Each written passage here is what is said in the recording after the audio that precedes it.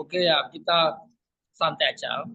Jadi tak ulangi dikit. Jadi sebenarnya eh, aku bikin ngaji, terus bikin diskusi. Sebenarnya niatnya silaturahim.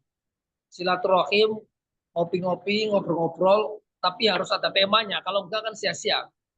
Hmm.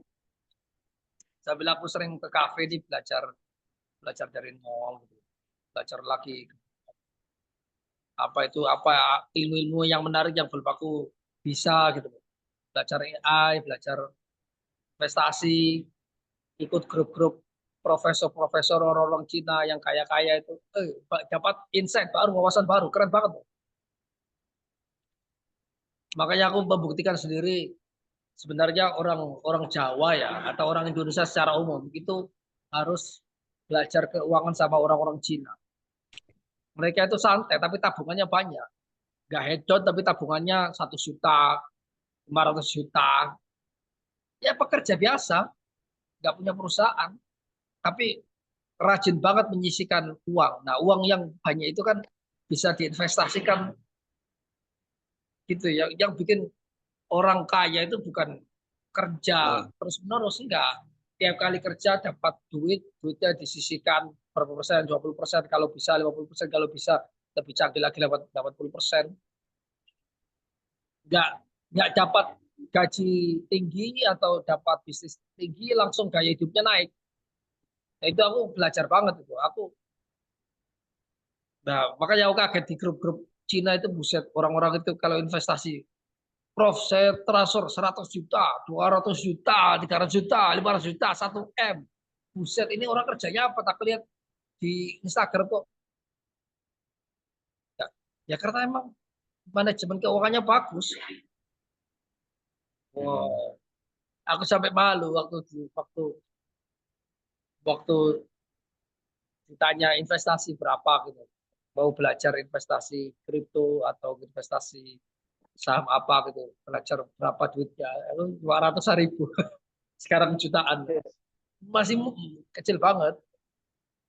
Oke, nah terus momen momen apa ya, momen kenapa aku kok ngambil sekarang ini sibuk dengan mantik, karena ya memang aku nulis mantik lah, akademisku aku sedang nulis logika mantik, strategi ilmiah gitu. Cuma aku waktu di sini mau nggak mau harus berkontribusi ke ke masyarakat secara real. Aku lihat nggak ada satupun atau jumar sekali aku nggak nemu yang yang mencoba menggarap bidang sains sama matematika. Ada yang menggarap, cuma nggak dihubungkan sama turos. Hanya kayak ya sains-sains aja, turosnya ala kadarnya. Kalau aku nggak, Hmm. ya dari turos itu kita buktikan bahwa sains-sains yang modern itu ternyata nyambung banget apa yang dianggap sebagai membatalkan pemahaman-pemahaman yang tradisional yang dulu-dulu itu 99%, mungkin 95%, 99% itu sebenarnya hoax. Sebenarnya salah paham aja. Hmm.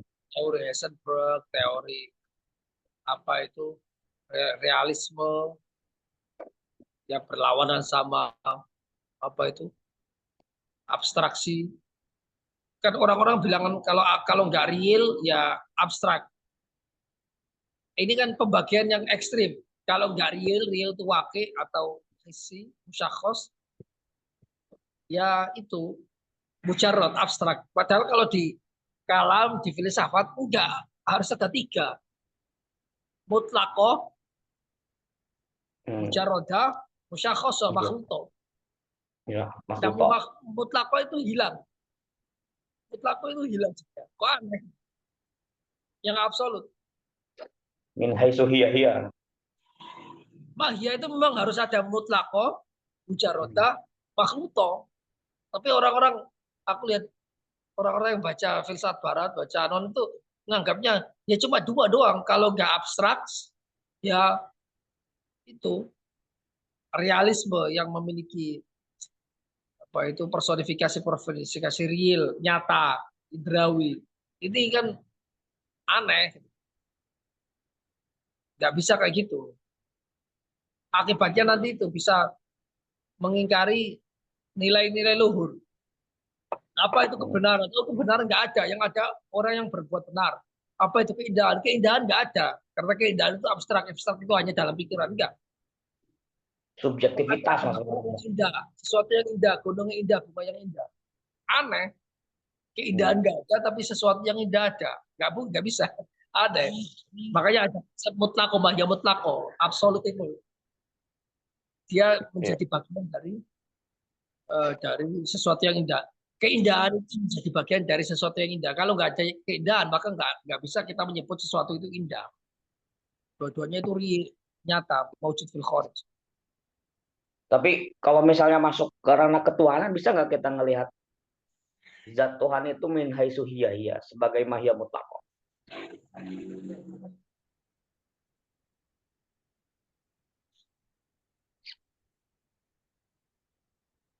Bisa nggak, Mas? Ya, bentar, bentar.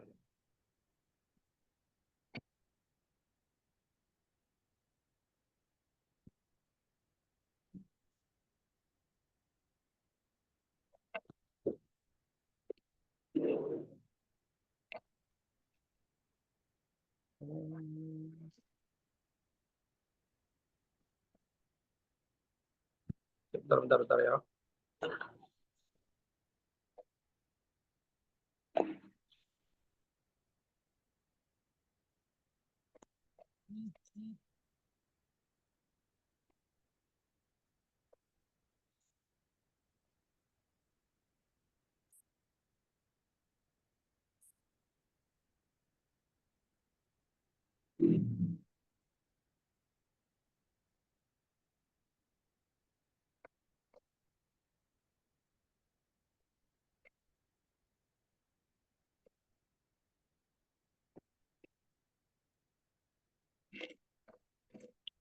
Iya, gimana tadi? Coba diulang.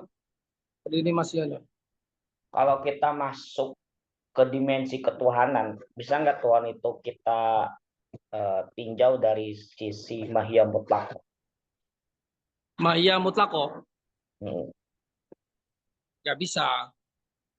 Jadi kita Kenapa? melihat Tuhan sebagai zat Tuhan tanpa melihat sifat dan atribut-atribut yang melekat pada zatnya. Soalnya Apakah di gini, situ, apakah mulai dari situ lahirlah istilah ahadiyah itu, Mas?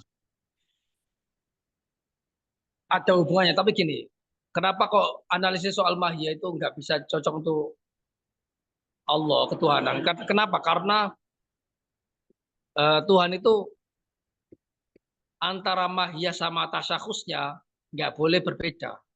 Tasyakhusnya itu ya mahya tuh. Jadi Itu kan menurut pandangan filsuf, nggak, Mas?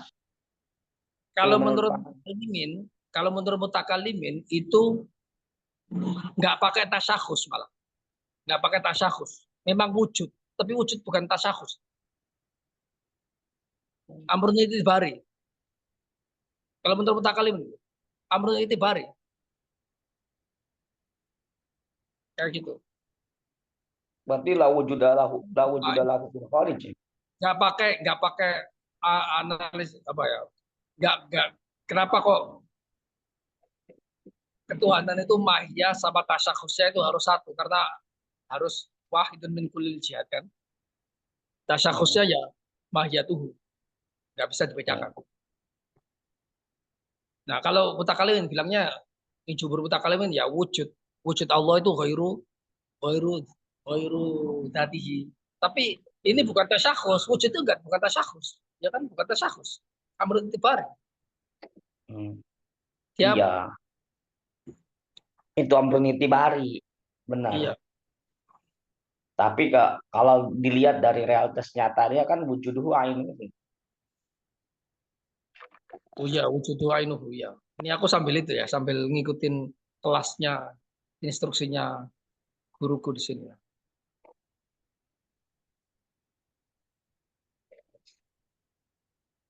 Ya, emang kayak gitu. Si, si, si, si, si, si, Enggak, si. aku punya kecurigaan ini sih, Mas, ketika para sufi itu mengkonsep ketuhanan dan mengklasifikasi ada tingkat ada beberapa tingkatan gitu. Pertama Ya, kan ada tingkat ahadiyah, kemudian ada tingkat wahidiyah. Nah, ya, kalau tingkat wahidiyah itu udah melihat Tuhan ma'asma'ihi gitu. Jadi kita melihat Tuhan dengan melihat sifat-sifatnya juga. Tapi kalau misalnya kita melihat Tuhan tanpa melihat sifat-sifatnya, artinya belum terjadi penciptaan. Jadi itu Tuhan itu dimensinya ahadiyah. Gitu. ya, Walaupun emang secara realitas nyata sifat dan apa namanya ya dengan atribut-atribut yang melekat pada diri Tuhan itu yang nggak bisa dipisahkan. Ini cuma hanya konseptual doang kan. ya, memang Hmm. konseptual. Tapi memang akal manusia itu memang membagi hal-hal itu. Ya Ada tahlil tahlil akli sebagaimana kita bisa mengkonsepkan apa substansi manusia sebagai hewan atik min haitsu hiya kan tanpa kita melihat dia itu wahid atau kasro atau kasir gitu. Kita melihat tanpa kita melihat dia itu warnanya apa, atributnya apa gitu. ya. Tapi yang konsep yang tadi itu nggak murni akal sebenarnya. Ada akal sama khoyal. Mm. Khoyal Makanya di itu dalam Al-Quran itu menggunakan katanya khoyal. ahad kan, qul huwallahu ahad, Iya, lam yalid walam yulad. Jadi tidak melahirkan dan tidak dilahirkan. iya, Tapi kalau udah masuk konsep wahidiyah, itu kan Tuhan udah, kalau misalnya dalam konsep filsafat tuh udah sudurul kasor, itu kan kayak yulad gitu, tawalud. iya. Itu masuknya makomul asma wa sifat. Hmm. Makomul asma sebenarnya. Jadi nggak polos. Kalau sufi itu nggak polos-polos saja kayak gitu. Karena ngelihat Benar. ya, perspektif Hmm. Tuhan dari Iya, asma. benar. Ya, dari Quran sama Jadi kita Sunnah. mentahlil sesuatu itu menggunakan ya akal itu ya. Iya, Secara dekat. Tapi kalau di kitab tasawuf yang ada di kitab Asyifa ya gitu. Iya di apa namanya Isyarat wa Tanbihat itu karena saya belum pernah baca sih Mas. Itu membedakannya apa tuh Mas? apa isyarat biat? Iya, tasawufnya bagian tasawufnya. Oh, yang aku pernah baca itu apa namanya? Di sana ada makomul arifin, makomul alimin, Hmm. makomul amilin. Arifin itu di sana disebut. Kemudian itu dibedakan dengan makom orang yang sedang yang alim doang. Hmm. Isyaraton berarti kayak gitu. Jadi ada beberapa ilmu yang nggak akan keluar buahnya atau nggak akan kelihatan apa itu keindahannya kalau nggak dipraktekkan. Hmm. Dipraktekkan sehingga mendarat daging itu disebut akan mendapatkan apa itu cahaya buah dari amalnya itu. Hmm. Mereka menjadi tahu sesuatu yang tidak diketahui orang-orang yang tidak mengamalkannya. Disebut arif. Bahkan Ibnu Sina itu ngakuin dia ngakuin araf Tuhan. Saya mengetahuinya, saya mengalaminya. Makom Hmm. itu ada di Asyarat Tabiat. Waktu itu diajarkan dosen itu. Itu yang membedakan dengan tasawuf sunni. Aku ya juga bingung membedakan apa yang membedakan dengan tasawuf sunni itu apa karena pakai konsepnya itu pakai konsep fikih apa gimana gitu. Iya, aku juga belum nemuin tuh Mas. Detailnya itu secara secara biasa-biasa aja kan bilangnya apa Iya. Amrun mustaroknya ada dengan ini kan dengan sunni gitu, tasawuf sunni. Cuman khosoisnya yang membedakan apa? ya, Kalau dari sini kan tasawuf mereka nggak menggunakan akal kan Mas? maksudnya nggak menggunakan akal lah. Hmm. Ya gini, kata-kata gini, yang ambigu itu gini sebenarnya. Di tradisi kalam, tradisi tasawuf, tradisi filsafat, kata-kata keakal itu bisa bermakna banyak. Kaidah akliyah, alatul fikr Bisa ya. bermakna akal dalam pengertian kuwa akliyah, bisa bermakna akul fa'al, akul Iya, benar, mustafid. Bisa benar, juga bermakna lawan dari hisi. benar, Lawan dari benar, Mas. hisi itu akal semua, walaupun akal kutsi itu termasuk akal juga. Akal Iya. kutsi yang koyal. Pokoknya lawan dari hisi, lawan dari indrawi, itu semuanya disebut akal. Walaupun koyal, walaupun waham, ilusi. Benar. Hmm, Iya, ada kayak gitu. Jadi hmm.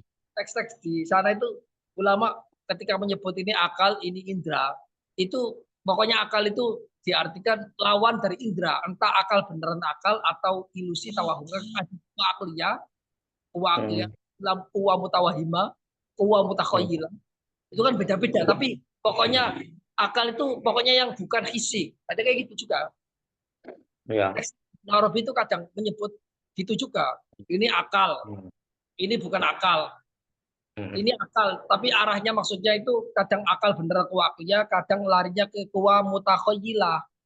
Khoyalnya Iya. khoyal bukan khoyal hisi ya, khoyal yang berasal dari apa itu teks-teks Quran Sunnah Hmm. yang dianggap itu sebagai apa itu namanya eh, wahyu. Hmm. Akal sebenarnya mah dia cuma hanya menangkap makna-makna universal atau makna juz'i yang sifatnya goiromadi gitu Mas ya. Iya pokoknya hormati, Hmm. hormati yang Yang aku ruhani, tapi yang aku baca. maknanya ya bukan mutawahibah, bukan hisinya, bukan mutakhayyila ya beneran akal itu yang kuwatul li idrokil kulliyat gitu, yang bisa menangkap potensi mana-mana universal. Iya benar. Iya itu. Terus Itu aku. di teks-teks sufi itu ada yang bilang dauk.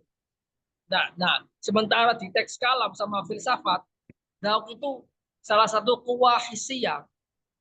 Iya. Nah, tapi Hmm. di Hmm. teksnya ini yang salah paham, di teksnya di kamus-kamus sufi, dauk itu bukan selalu bermakna kuwah hisiyah, enggak.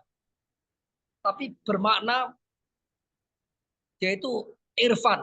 Irfan dalam jiwa yang menimbulkan rasa tertentu.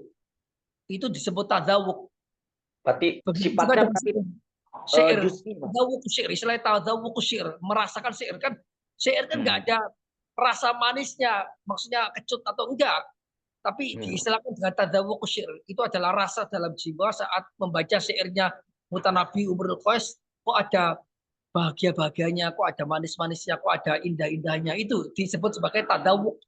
Begitu juga dengan tasawuf. Ada tadzawuk, tadzawuku atau asyur ma'ani al-ilahiyah itu bukan berarti kuwahisia. Nah, saya baca itu ada sebagai mutakalim yang menyalahkan konsep tadzawuk, zauk sufi diarahkan kepada zauk bermakna tadzawuk rasa. Padahal itu definisinya berbeda, di kamus istilah itu beda.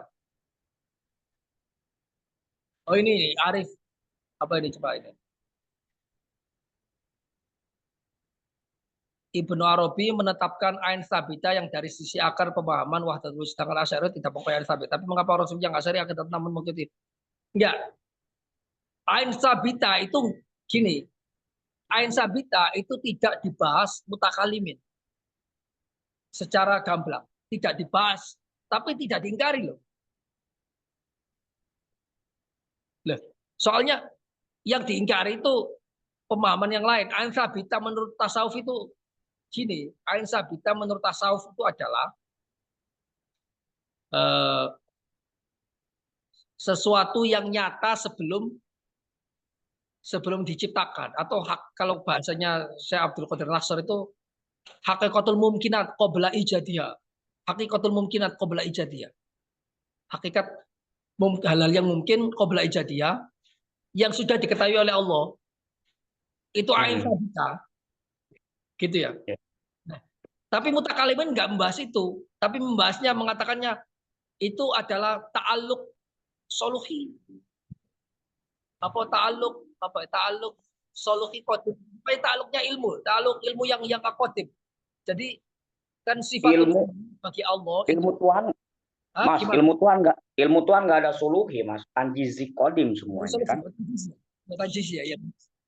Iya, soluhi kan potensial. Nanti ya ya stalzim al jahl. Ya, ya. Tanjisi kodim. Tanjisi Hmm. kodim. Artinya sebelum manusia diciptakan atau makhluk diciptakan, apakah Allah sudah mengetahuinya? Sudah. Nah, Allah mengetahuinya itu bertakluk dengan apa? Dengan sesuatu yang nggak ada atau nggak. Nah, kalau bertakluk dengan sesuatu yang beneran nggak ada, walaupun Hmm. ya konsepnya ini mustahil. Darurat tadi ini dibahas. Iya, masa ada mutlak itu kan nggak bisa gitu kan? Nggak bisa. Iya, Ta'aluk dengan bil, ta'aluk bil adabil mahad itu nggak bisa. iya, itu ya benar, benar, benar.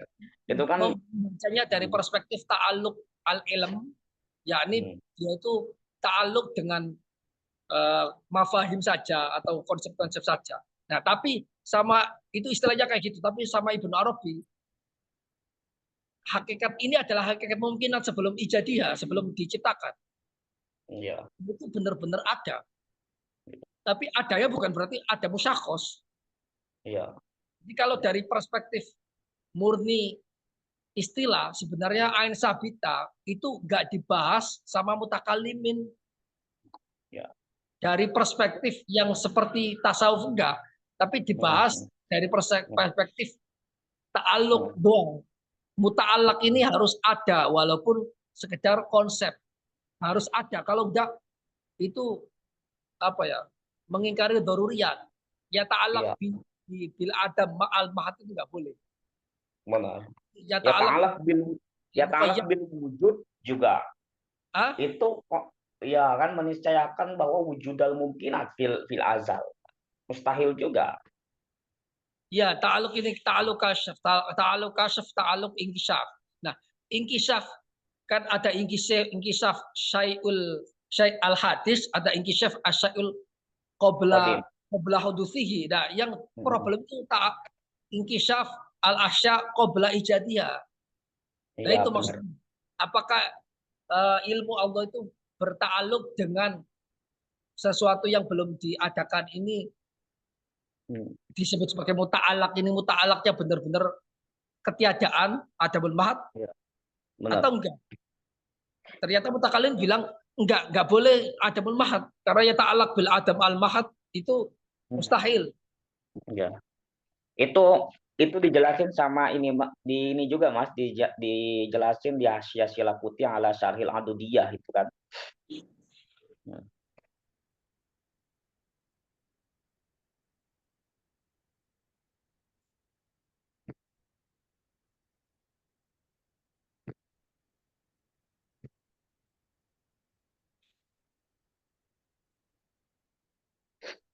Ya, ya. Itu. Sebelum Mas Seru nih kalau misalnya ada ininya Mas, kalau ada teksnya itu ditampilkan di layar nih punya siapa? Hasyiah Sila Putih ala Syarhil Adudiyah. Soalnya nggak semuanya mutakalimin ini masuk ke ranah ini gitu. Emang ranah rawan sih.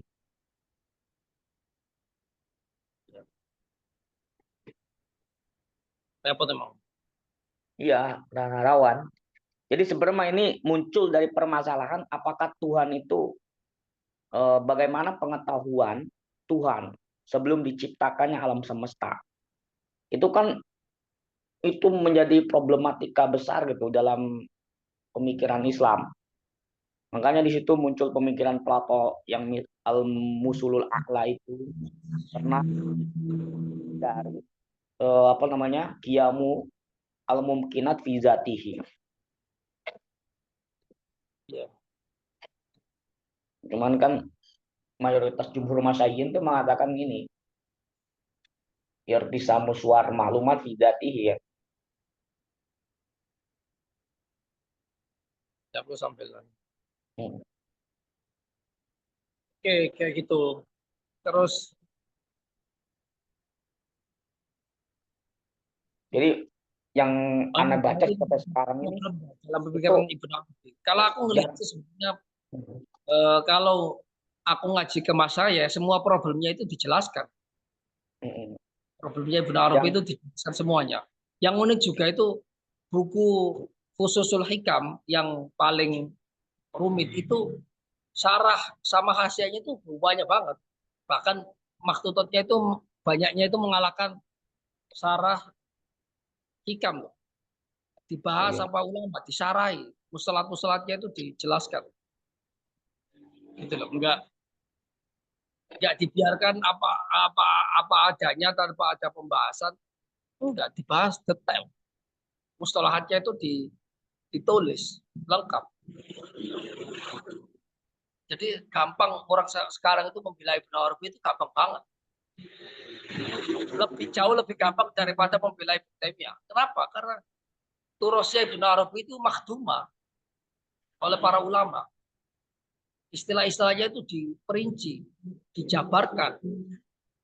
Bahkan itu sudah dimulai sejak Ibnu Arabi itu sendiri. Sementara istilah-istilah khususnya Ibnu Taimiyah dibiarkan begitu saja, nggak jelas. Tiap orang punya istilahnya sendiri-sendiri. Tiap kali disalahkan katanya nggak gitu, kamu nggak paham. Sementara kamusnya nggak ada, kamus mustalahat Ibnu Taimiyah mana? Kalau kamus istilah Ibnu Arabi, banget, banyak banget. Benar, benar. Jadi Sebenarnya ini ini Mas nih yang pertanyaan tadi itu sebenarnya yang aneh baca ini permasalahan yang berkaitan dengan ilmu Tuhan tentang ayan sabita. Jadi kan Tuhan itu mengetahui sesuatu kan, udah tanjizi kodim kan pengetahuannya. Ini kan tadi tuh yang sebagaimana antum jelaskan itu, ketika Tuhan mengetahui sesuatu, posisi sesuatu ini statusnya sebagai maujud apa ma'dum. Kalau maujud kan nanti akan meniscayakan alam ini kodim. Kalau ma'dum mahad berarti meniscayakan Tuhan itu tidak mengetahui sesuatu. Nah, ini Asy'ariyah ini nggak berani menjawab ini apa namanya nggak berani menjawab posisi Tuhan itu pengetahuannya di mana gitu. Kalau Tuhan itu mengetahui sesuatu, kalau seandainya kita mengisbat gitu adanya ayan sabita, itu akan muncul pertanyaan besar lagi. Di mana letak ayan sabita? Apakah fi dzatihi atau kharij an dzatihi? Itu kan sebenarnya. Kalau fi dzatihi itu kan yang banyak banget tuh. Mungkinat itu kan. Mahiyah mungkinat tuh banyak banget. Malah nihaya. Itu problemnya di situ. Makanya kayak nggak ngejawab secara teks gitu dijelaskan di dalam kitab-kitabnya. Tapi ada yang berani tuh yang sampai ke ranah situ sih seperti siapa namanya Jalaluddin Ad-Dawani, Selakuti yang mengisbat adanya suar al-ilmiah Mas ya. ya Ya, suara ilmiah. suar ilmiah itu kan tapi muncul problematika baru lagi gitu. Ini suar ilmiah ini kan banyak banget gitu. Malah nihaya gimana itu?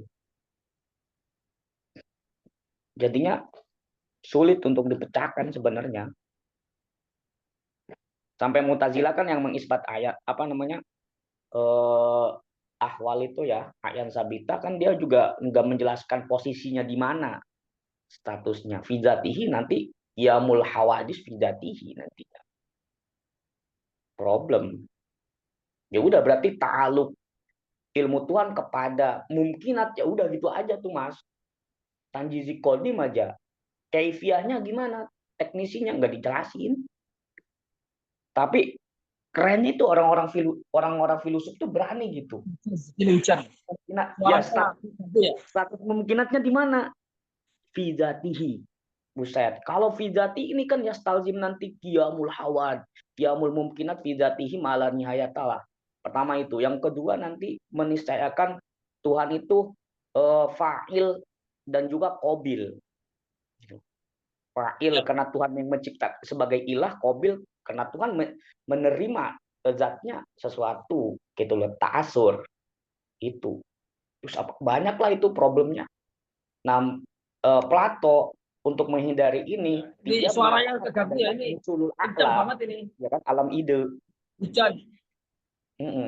Adanya Aku alam mau ide pakai itu. headset. Apa? Suaranya keganggu ya soalnya hujan ya. Oh, tadi udah gede yang di sini Mas. Udah ini. Ya, adanya musulul a'la kan.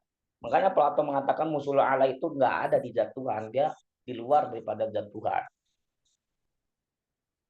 Ya. Jadi sebenarnya permasalahan yang Sabila ini bukan permasalahan yang apa namanya yang mudah untuk dipecahkan gitu. Jadi Ya. makanya di sini Mas muncul pertanyaan saya, apakah pertanyaan seperti ini itu bagian daripada usul ahli sunnah apa furu ahli sunnah? Ini kan udah masuk ke detail akidah ahli sunnah Mas. Benar nggak? Jadi kalau misalnya dikatakan furu gitu kan, ini kan udah detail. Sebagaimana pembahasan tentang wujud Tuhan. Apakah ainul mahiyah apa zaid alal mahiyah itu kan min babi furuil akidah. Sebagaimana Imam Baijuri mengatakan di Hasyiah Umul Barohin itu. Ya. Jadi orang-orang langsung menyalahkan Ibnu Arabi tapi tidak mempermasalahkan permasalahan ayat sabita ini berasal dari mana gitu loh. Sampai saya baca ini Mas di Hasyiah di Hasyiah Sulamul Ulum itu Mas. Buset di situ dijelaskan 12 mazhab yang apa namanya? Yang ikut berpartisipasi menyelesaikan eh, persoalan ilmu Tuhan. Semuanya jawabannya enggak ini gitu. Enggak apa namanya? Kurang memuaskan sih bagi saya. Tapi dia merojihkan apa yang disampaikan oleh Ibnu Arabi. Kama qala fil futuhat Makkiyah katanya. Gitu. Mungkin orang menjadi Itu salah paham karena pakai istilah ain sabita. Ya. Istilah ain sendiri itu kan kalau dalam terminologi kalam mantik itu ain itu di mana apa? Ain di mana musyakhos. Musyakhos. iya, Safas ya. Ya, padahal ain kalau dalam terminologi yang lain, bahkan di filsafat juga ada. Ain itu tidak selalu musyakhos, ada. Ya, ain itu musyakhos, tapi ada penggunaan lain, ain itu bukan musyakhos. Ain itu dimakna apa ya? Entitas lah ya. Tidak mempertimbangkan apakah itu musyakhos atau enggak. Iya Mas, entitas yang abstrak sebenarnya Mas. Bahkan enggak abstrak juga sih sebenarnya. Maksudnya abstrak itu kan setelah ada mahiyah kemudian kita abstrak. Enggak ya kayak kayak mutlak absolut lah. Yang Sabita itu sebenarnya kalau menurut versi Sama mutakalimin bisa mujarot kita sama katakan suatu mufid. ilmiah kan Mas? Mujarot itu kita yang mengamalia amalia pikiran kita itu yang menghilangkan tasakhus. Tapi kalau mutlak kita enggak mempertimbangkan apakah kita memikirkannya atau enggak. Iya benar. Kalau mujarot ya, makanya dia itu selalu enggak ada adami karena dia itu sesuatu yang kita abstraksikan sendiri gitu. Iya. Nah, Ain Sabita kan sebelum ada makhluk. Nah, Mm-mm. gimana diabstraksikan? Wong makhluk yang mengabstraksikan belum ada. Benar. Terus itu Yang Sabita kalau misalnya kita ingin eh, selaraskan dengan pemahaman Ahlus Sunnah berarti suara ilmiah kan maksudnya. Suara ilmiah, ya surah ilmiah bisa atau kalau istilah yang lain itu laten, istilah apa ya? Entitas laten gitu loh. Ya, Kalau iya ya. istilah Iya ya, benar. Kalau Said Agil Siraj itu menerjemahkannya itu entitas laten, ya. ya. Tapi Entitas yang laten. penting terjemahkan apapun yang penting itu murodnya apa, bukan Benar. terjemahnya yang bisa Bukan salah. terjemahnya. Ya, benar-benar. Itu dan itu permasalahan ilmu Tuhan ini kan berkaitannya erat banget dengan kode dan kodar juga. Ya. Kalau kita paham itu kan sebenarnya ya mudah lah untuk memahami kode dan kodar.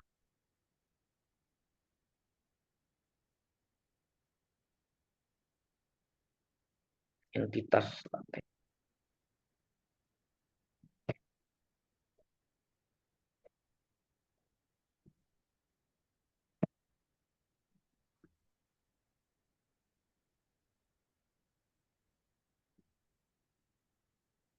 Terus apalagi ada yang didiskusikan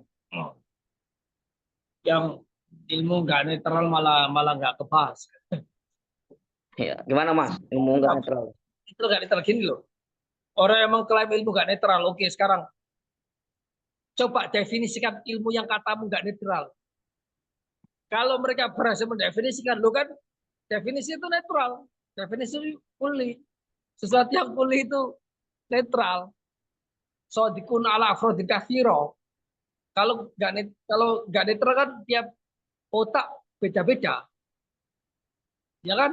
Loh, Iya. kau berhasil mendefinisikan itu berarti kau mengakui kalau ilmu yang kau katakan nggak netral itu netral. Gimana? Makanya aku Ya. bilang sofis kenapa? Karena itu nggak bisa didefinisikan kalau bilang ilmu nggak netral. Nah sekarang kalau nggak bisa didefinisikan, kenapa kau menyalahkan orang-orang dengan konsep ilmu tidak netral? Ya, aneh kan? Tapi Aneh. atas dasar apa mereka mengatakan ilmu tidak netral?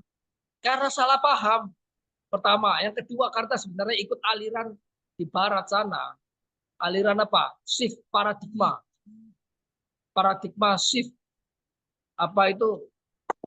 Yang terus terpengaruh sama materialisme dalam pengertian ilmu itu adalah kata-kata. Nah, redaksional. Nah, redaksi tiap orang itu berbeda, maka ilmu harus berbeda. Ada yang terpengaruh sama psikologisme. Ilmu itu berada dalam jiwa seseorang. Nah, jiwa seseorang itu kan beda-beda. Berarti ilmu terpengaruh keyakinannya, terpengaruh ideologinya, berarti ilmu berbeda-beda. Dia nggak sadar kalau yang mengklaim kayak gini itu nggak sadarnya kalau ilmu itu bersifat psikologis. Arti dalam perkara psikologis itu tiap jiwa orang itu beda-beda, ya kan? Nggak sadar kalau dia sudah membuat chaos. Karena apa? Artinya kita nggak ada tafahum, saling memahami. Karena ilmu yang ku sampaikan kepada kau itu berbeda dengan apa yang kau pahami. Kita nggak memiliki satu eh, kesamaan sama sekali. Nah, kalau nggak ada satu kesamaan sama sekali, berarti saya nggak bisa dikatakan memahami kamu, kamu nggak bisa dikatakan memahami aku. Saya nggak bisa mengatakan kamu salah, kamu juga nggak bisa mengatakan aku salah atau benar, nggak bisa. Artinya apa apa ya? Imkanul ittisal bainan nas manfiyun. Kemungkinan untuk memahami antar satu orang dengan yang lain hilang. Gimana ya? Hmm. Biasanya itu merujuk ke siapa itu? Thomas Kuhn, strukturalisme. Sebenarnya harus merujuk juga ke itu, ke Michael Foucault. Tapi Michael Foucault kan kontroversi, makanya nggak disebut. Padahal Thomas Kuhn itu terpengaruh Michael Foucault. Dan sebenarnya ini agak ada kemiripan sama Ibn Taimiyah. Ibn Taimiyah mengatakannya, mantik apa? Takrif itu bukanlah surah diniyah, bukan surah Hmm. jenis bukan. Mantik itu adalah qaulul hal, kata-kata orang yang membuat takrif. Nah, kalau kata-kata itu kan imatun bil mutakallim, ya kan? Iya. Hmm. Kata itu saya berbeda dengan kata-kata Imam Syafi'i berbeda. Artinya nggak netral. Walaupun yang diucapkan sama, cuma kan kata-kataku itu jenis pada aku yang mengucapkan. Aku mengucapkan apel, kamu mengucapkan apel. Nah, kata-katamu itu dinisbatkan kepadamu, kata-kataku dinisbatkan kepada aku dan itu beda karena Subjektif. haj. Hmm. Jadi secara gak langsung itu terpengaruh sama itu dan aku lihat circle-nya orang-orang yang bilang ilmu gak netral itu ya sebenarnya circle-nya tiny walaupun supaya lebih halus dicampur sama Asy'ari. Circle-nya IM, circle-nya orang-orang yang membaca modernitas tapi tanpa paham turos sesuai dengan ilmu alatnya. Dia nggak paham. Hmm. Memang agak ketipu dengan beberapa istilah di Al-Ghazali atau di Mantik itu kan ada istilahnya surah diniyah qaimatun bidhinil insan, qaimatun binafsul insan, atau ada perbedaan antara qaimatun bi sama hasilatun inda. Padahal yang dimaksud ilmu yang objektif itu as-suratul hasilatu minasyai'i indal akli. Surah hasilah indah. Bukan qaimatun bi. Memang kadang istilah ini dibalik-balik. Maksudnya hasilatun indah, tapi yang diucapkan qaimatun bi. Tapi harus dibedakan ilmu yang ada dalam jiwa sama ilmu objektif yang ditangkap oleh jiwa. Yang objektif itu yang kuli. Tapi ilmu yang kita melihatnya dari perspektif bahwa ilmu itu ada dalam jiwa, itu juz'i. Kalau saya bilang Iya. ilmu itu netral, ilmu itu universal, itu tidak mengingkari ilmu itu partikular, tapi itu ilmu sebagai pengalaman, ilmu sebagai redaksional, ilmu sebagai rasa pengalaman dalam jiwa, bukan ilmu objektif yang didefinisikan. Berarti kita melihat ilmu min haitsu huwa ilmu. Iya, ilmu, min haitsu huwa maklum, min haitsu Mm-mm. huwa surah, Tapi surah Mas, kalau misalnya kita melihat ilmu sebagai dia husul syai' fi dzihni, itu disebut juz'i nggak? ya kalau kita menganggap usulnya di mana dia itu bertempat pada jiwa, kita menganggapnya benar kayak gitu, itu berarti juz'i. Juz'i ya. Kalau kita melihat kan Kalau kita definisi ilmu kan itu husul suratu menangkapnya syai' fi dzihni. sebagai ilmu yang ditangkap oleh jiwa, Hmm. ditangkap ya, bukan ditangkap itu belum tentu kita melihatnya sebagai sesuatu yang qaimatun mulazimatun min nafsin, enggak. Tapi pokoknya ditangkap oleh jiwa. Oh, Maka itu ditangkap belum disimpan. di mudrakun di nafsi. Hmm. Problemnya kan gini, saat kita mengetahui itu ada sesuatu yang saat kita mengetahui sesuatu ya, sesuatu ini ada surahnya yang nempel ke jiwa kita. Nah, kita mengira yang menempel ke jiwa kita itulah ilmu yang objektif, padahal itu adalah ilmu yang partikular. Hmm. Tapi ilmu yang objektif adalah sesuatu yang ditangkap oleh akal tanpa kita mempertimbangkan dia itu berada dalam jiwa kita, tapi Iya, jiwa kita menangkapnya, memahaminya. Yang iya benar. dengan memahaminya itu jiwa kita muncul hala idrokiyah. Hmm. Itu sebenarnya ada di ininya kan. Rumit membahasakannya ya. Pokoknya I'tirad i'tirad di hidayatul hikmah. Ya ada itu di mantik itu bahas cara di privat di juz'i dan kuli.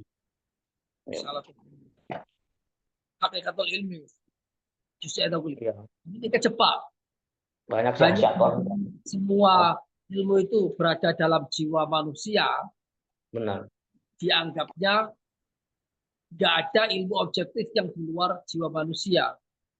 Iya. Padahal yang berada dalam jiwa manusia itu ilmu yang muktanafun yang direngkuh bil awarid adhiniyah, yang direngkuh dengan aksiden-aksiden jiwa. Dan itu bukan ilmu min haitsu huwa maklum, min haitsu huwa surah minasyai'i yang yudharikuhu al aklu. Itu berbeda, dua hal yang berbeda. Kalau misalnya keberadaan ilmu itu sudah ada di jiwa yang ditangkap melalui indera, itu udah terkena awarid dihniyah ya Mas ya. Ya, Hmm. Keterpengaruhan jiwa udah ini rasanya ininya udah masuk Pak ya. Nah, awal itu dia yang juz'i. menjadikan dia berganti status menjadi juz'i gitu ya. Iya, Hmm.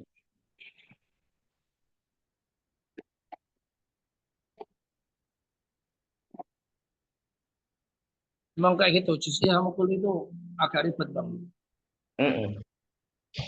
Ya, Sebentar ya. sebenarnya orang kalau kalau paham konsep juz'i dan kulli gitu ya, kemudian mahiyah mutlaqah, mahiyah mujarodah, mahiyah makhlutoh, sebenarnya mah paham lah kenetralan ilmu bagaimana kan. Apalagi kan Ibnu Sina mengatakan bahwa ilmu itu kan kodiyatun, kuliyatun, nazoriyatun. Ya kan Mas ya? Ya Iya. proposisi yang sifatnya universal. Jadi kalau universal kan bisa netral. Jadi kemana?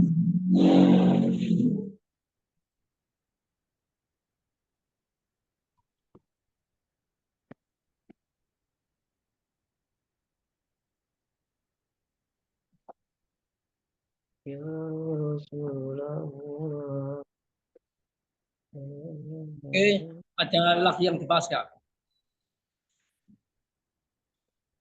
Kalau nggak ada, oke lah kita akhir ya, biar nggak terlalu malam. Iya, lanjut Oke, lagi nanti Mas. ya, kita.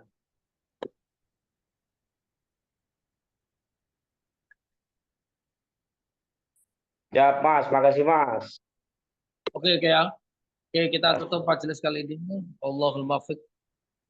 Wassalamualaikum warahmatullahi wabarakatuh. Waalaikumsalam warahmatullahi wabarakatuh.